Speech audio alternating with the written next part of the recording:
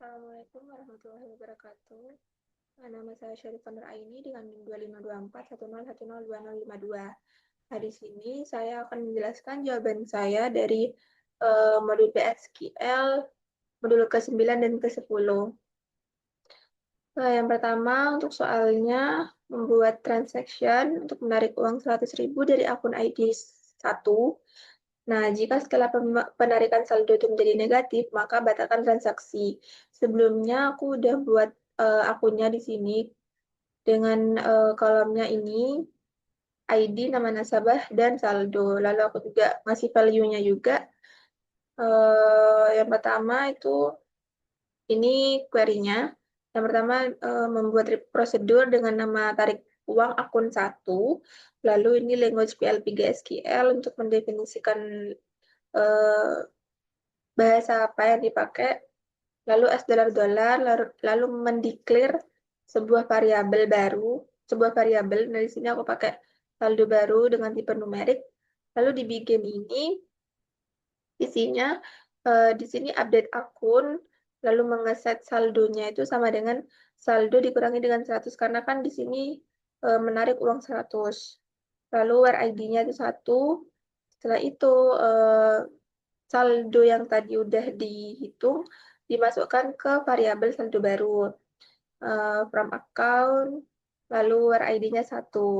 Nah, di sini jika saldo barunya itu kurang dari 0, maka akan mengeprint sebuah teks atau membatalkan transaksi, yaitu saldo negatif, penarikan dibatalkan. Lalu menghentikan if-nya, lalu menyimpan perubahannya yaitu pakai commit. Lalu $, itu jadi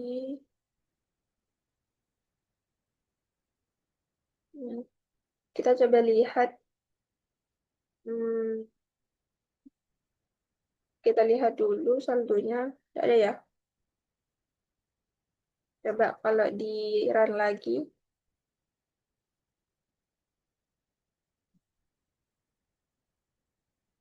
Oh, maaf. Ini belum dimasukin ternyata ID 1. Udah, coba di call. Call sukses. Karena kan tadi saldonya ada 100.000. Coba kita call lagi.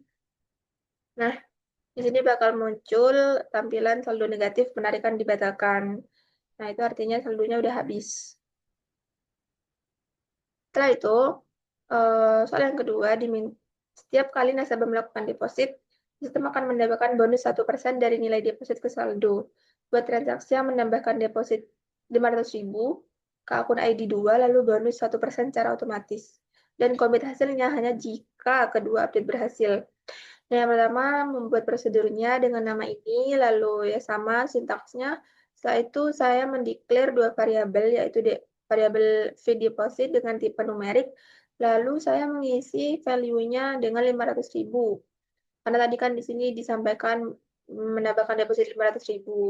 Setelah itu, variabel bonus dengan tipe datanya numerik.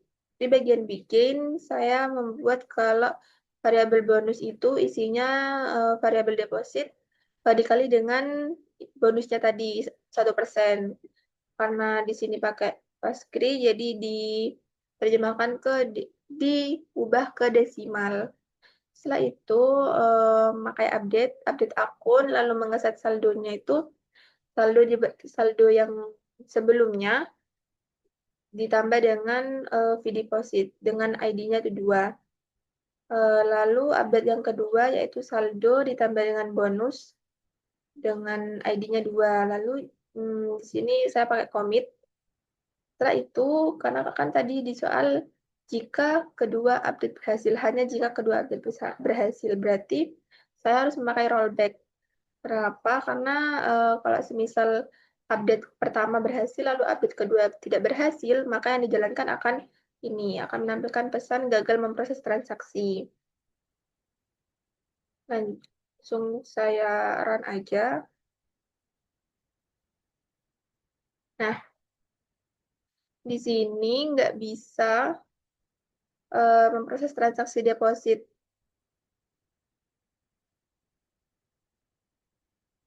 berarti nggak bisa ngesimpan. Nah, selanjutnya untuk materi trigger. Nah, sebelumnya di sini saya juga sudah membuat tabelnya, yaitu tabel products dan order details dengan insert value-nya juga. Udah nggak ya? Oh, sudah ternyata. Sudah. Lalu soal yang pertama, membuat trigger yang bisa menyelesaikan simulasi di tabel produk. Jika reorder level diupdate menjadi 0, otomatis set menjadi angka default 5 menggunakan buffer update. Nah, untuk sintaksnya kayak gini, create or replace function, lalu nama fungsinya apa, nge-return trigger. Setelah itu di bagian begin, ini if new reorder level, maksudnya tuh kayak data barunya, di trigger kan ada new sama old. Kalau old itu data lama sebelum diubah. Bukan sebelum diubah, sebelum disentuh-sentuh lah pokok. Nah, setelah itu is null, maksudnya jika data barunya dari kolom reorder level itu null, maka new reorder level itu di-set menjadi 5. Lalu if. Setelah itu di sini return new karena kan pakai update.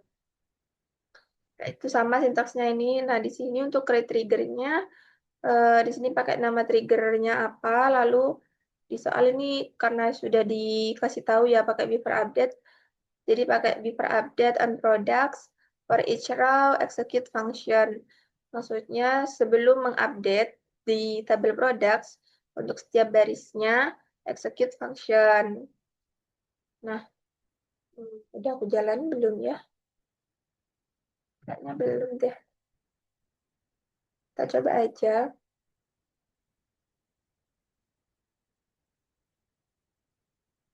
Ya, udah ini udah ke-update ya. Selanjutnya kita ngecek di tabelnya. Nah, reordernya menjadi 5. Sebelumnya kan di sini laptop Asus reordernya adalah 10. Udah berhasil ya triggernya. Selanjutnya, soal yang kedua, membuat trigger yang bisa menyelesaikan kalau diskon ada jika user memasukkan diskon lebih dari 0,5, tampilkan error. Di sini 0,5 itu berarti lebih dari 50%. Nah, yang pertama sama create fungsinya dulu, lalu return trigger. Di bagian begin ini, jika data baru dari diskon itu lebih dari 0,5, maka menampilkan pesan error atau input ditolak. Di sini tulisannya input ditolak atau diskon tidak boleh lebih besar dari 0,5 atau 50%. Lalu and if, dan di sini return new, karena di sini insert atau update juga. Setelah itu nge-create triggernya before insert or update on order details for each row execute function, sama kayak tadi penjelasannya. Langsung aja kita run aja ya.